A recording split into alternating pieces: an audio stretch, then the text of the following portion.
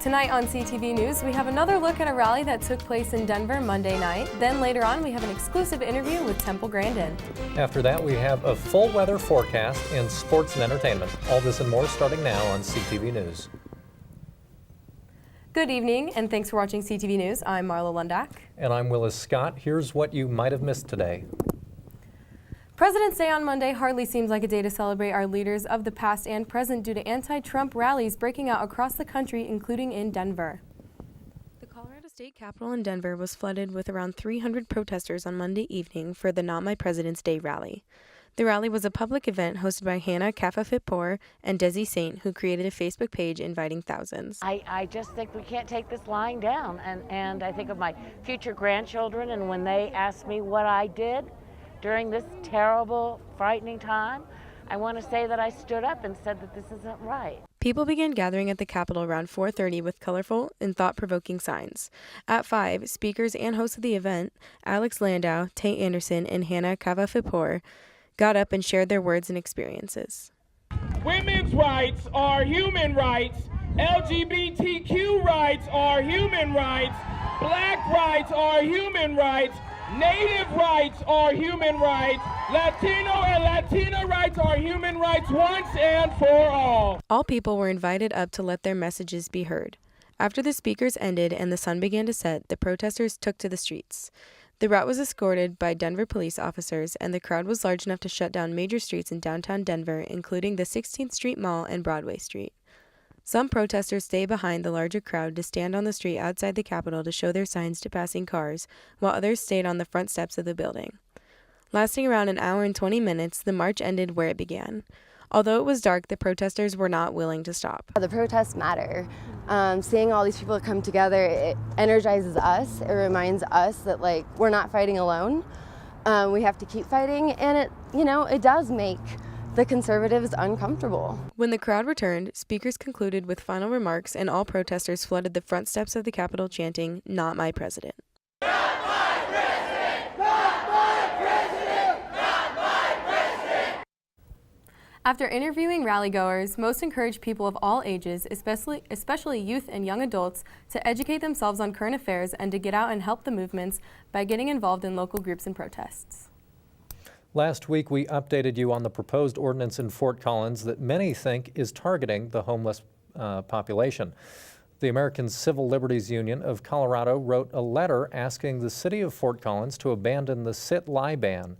The ban is part of the Compassion and Consequences policy proposal that seeks to combat homelessness. The letter calls the ban outrageous, cruel, and absurd. The ACLU of Colorado says the ban specifically targets the homeless population, which, according to the letter, may violate First Amendment rights. The ordinance would only allow people in the downtown area, the same boundaries as the current smoke-free ordinance, to sit on a bench for 1 hour at a time. It would also prohibit lying and sitting on sidewalks or leaving personal items on benches and the ground. The letter states that all cities should address the underlying problems of homelessness rather than attempting to sweep it out of sight. The city will host an open house this Thursday at 6:30 p.m. at the Northside Aslan Center to discuss the proposed ordinance. The Asian Pacific American Cultural Center will hold weekly roundtable conversations called Kai to Understand. The conversations will center around heritage, identity, culture, and oppression, and will occur every Wednesday evening at 5 in the APACC office in Laurie Student Center room 333. Amanda Thompson and Sid Sahota, co-facilitators for Kai to Understand, said the discussions are a revamped version of APACC's Tea Time discussion series. According to Thompson, the weekly discussions will vary between planned topics and open discussions. Previous planned discussions focused on the parallels of Islamophobia and how Asian Americans were treated in World War II, and what it means to be a student of color in the residence halls. Thompson hopes the discussions will encourage students to learn more about the history and culture of Asian Pacific Islander identities, and additionally, they encourage all CSU students to attend the discussions. Parking around Fort Collins continues to be a hot-button issue. A new proposal may increase the amount students pay to park on campus. Colorado State University Parking and Transportation Services discussed a proposal for alternative parking permits for the 2017-18 academic year. Parking Services has spent the last year analyzing how the current parking system is utilized by staff and students to create a proposal. The CSU Board of Governors will meet on May 1st to hear the proposal. They're responsible for the implementation of the plan. The proposal offers new permit options to students and staff. One of the passes would be valid for 3 days a week at 3/5 the cost of a regular pass. All current parking permit rates are going to increase an average of 3%. For a full year commuter pass, that's an increase of $15. But residence hall permits will increase by $152 because the price did not rise during the 2016 academic year. CSU continues to advocate for students who are affected by the national travel ban on 7 countries. Last Saturday, CSU President Tony Frank and members of his staff visited the Islamic Center on Lake Street, just south of CSU's campus. Frank was able to meet a graduate student whom CSU helped get back to Fort Collins after she was stuck in Libya with her baby. Dr. Frank and his staff answered questions from members of the Muslim community while eating lunch provided by the Islamic Center. Frank says the things that divide a community are small in comparison to the things we have done, to things we have in common with others. There are so many connections between the mosque and the university, students, faculty members, alumni. It's a great chance for us to demonstrate that we're all members of this community together, and that the things that we have in common, that we share, are so much more important than those that divide us. CSU professor Dr. Temple Grandin is going to be inducted to the National Women's Hall of Fame this September. People know her best for her revolutionary work in the cattle industry. She developed infrastructure and handling techniques to make moving and slaughtering livestock more ethical and efficient. She has also helped parents and teachers understand children with autism better.